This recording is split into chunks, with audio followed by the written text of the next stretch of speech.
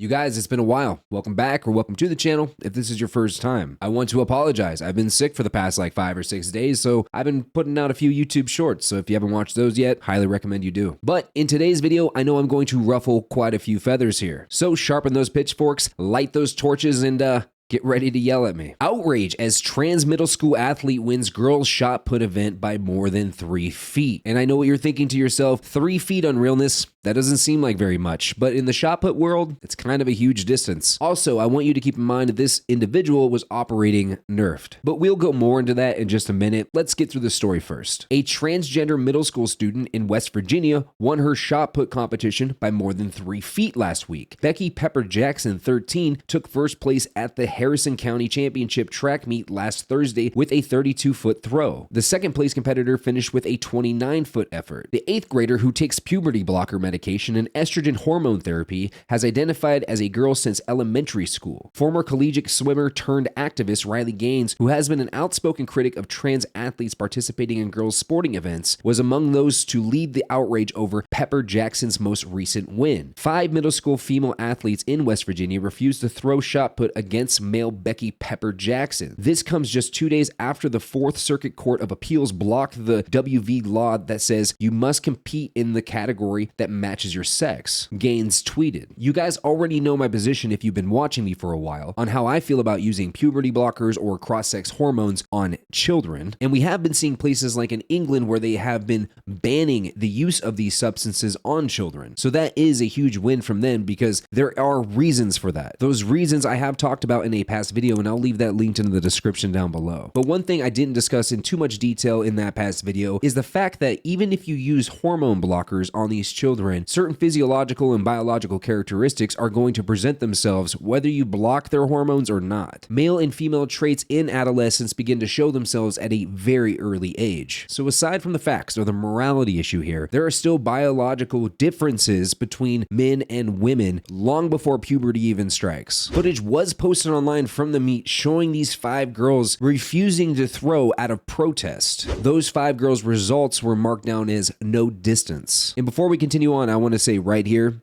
good job. We need to see more of this. Judge Toby Haytens wrote that offering her a choice between not participating in sports and participating only on boys' teams is no real choice at all. The defendants cannot expect that BPJ will countermand her social transition, her medical treatment, and all the work she has done with her school, teachers, and coaches for nearly half her life by introducing herself to teammates, coaches, and even opponents as a boy, Hayten wrote. In finding that the law violated Title IX when applied to the 13-year-old. The court pointed to the fact that she had been publicly living as a girl for more than 5 years and changed her name. The state of West Virginia, too, had issued her a birth certificate listing her as female, the judge noted. I want to first address the birth certificate. Are definitions just not important anymore? I hear time and time again we're not supposed to conflate woman and female. Woman being the gender, female being the sex. But obviously, that doesn't fucking matter. Now, Judge Toby Hayden saying that offering her a choice between not participating or having to participate in boys' sports is no choice at all is a joke in itself. In the world of sports where there are winners and losers, and the best will rise to the top, there are reasons for this. We have drawn lines in the sand between males and females from the original 1972 Title IX that has evolved over time, giving females, women, their own place in the sporting world. The fairness line that we drew was at biological sex, male and female. This judge's decision is built on pure emotions and ignoring biological facts. I understand that this child has feelings, but what about the feelings of the girls that this male is competing against? What about the opportunities, the potential scholarships, the potential prospects that these biological girls might not get to see because of a biological boy's feelings? We are actually witnessing in modern time